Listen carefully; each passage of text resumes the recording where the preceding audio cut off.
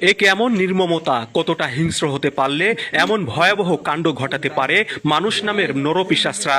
যে মায়ের সঙ্গে 4 বছরের শিশুকেও ছাড় দেওয়া হয়নি, মেরে মাটির নিচে পুঁতে রাখা হয়েছে তাদের।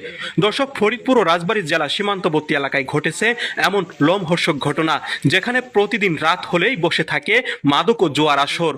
দর্শক, কে বা কারা ঘটালো এমন ঘটনা, আর কিভাবে মিলল মা মেয়ের মাটি চাপা অর্ধগলিত মরদেহ, সে বিষয় থাকছে বিস্তারিত।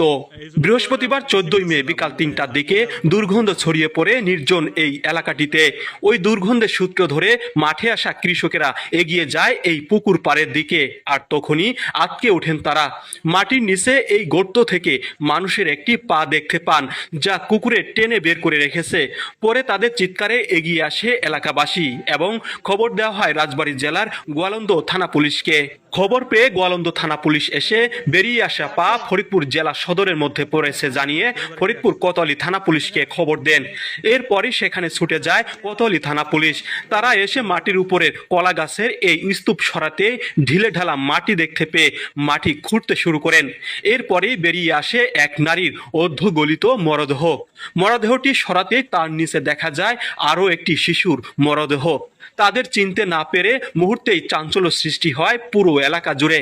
কি তাদের পরিচয়? কোথা থেকে এনে মাটির নিচে পুঁতে রাখা হয়েছে? এমন প্রশ্ন ঘুরপাক খায় স্থানীয়দের মধ্যে। আমি পয়লা এসে দেখলাম যে সবাই দেখতেছে, উঠতেই বলে বাইর করছে, একটা ঠ্যাং বাইর করছে, একটা ঠ্যাংই বাইর করছে। পরে আবার এই দিক থেকে পুলিশ টুলিশ আইসে তারপরে খুঁজে তুই বাইর করছে। এই পাওয়াটা হলো মহিলার, ওই মহিলার পাওয়া। পরে হলো বাচ্চাটা হলো পরে পাওয়া গেছে ওই মার পাশে, এই পাশে। আর বাচ্চাটা ছিল হলো এই পাশে, আর মাটা ছিল এই পাশে। ও কোলে ছিল না? কোলে ছিল না, মানে দুইটা। পরে ওই যে একটা দম আইছিল, ওই দমে কয় যে মাথা দুইটা দেখা যায়। আমি ব্যাপার কি আমরা মানে মায়ের পায়ের নিচের দিকে, পায়ের দিকে না, মাথা সুজাই ওই মায়ের মাথা এখানে দেখা গেল, আর বাচ্চাটার মাথায় এই জায়গায়। পরে সামাজিক যোগাযোগ মাধ্যমে ভিডিও দেখে সন্ধ্যা 6টার দিকে সেখানে ছুটে আসেন রাজবাড়ীর গোয়ালন্দ উপজেলার উজানচর ইউনিয়নের কর্ণসোনা গ্রামের আমজাদ শেখ। তিনি এসে শনাক্ত করেন মরদেহ দুটির মধ্যে তার স্ত্রী জাহানারা বেগম ও 4 বছরের শিশু কন্যা সামিয়া আক্তারের। তবে কিভাবে এই এলাকায় এসেছে তারা, আর কারাই বা ঘটালো এমন নির্মম হত্যাকাণ্ড, সে বিষয়ে স্বামী আমজাদ হোসেন জানান, গত 11 দিন আগে এক আত্মীয়ের বাড়িতে কুলখানির দাওয়াত খাওয়ার উদ্দেশ্যে বাড়ি থেকে বের হয়েছিল মা ও মেয়ে। এরপর থেকে নিখোঁজ হয়েছিল তারা। কোথাও খুঁজে না পেয়ে গোয়ালন্দ থানায় একটি সাধারণ ডায়েরিও করেছিলেন।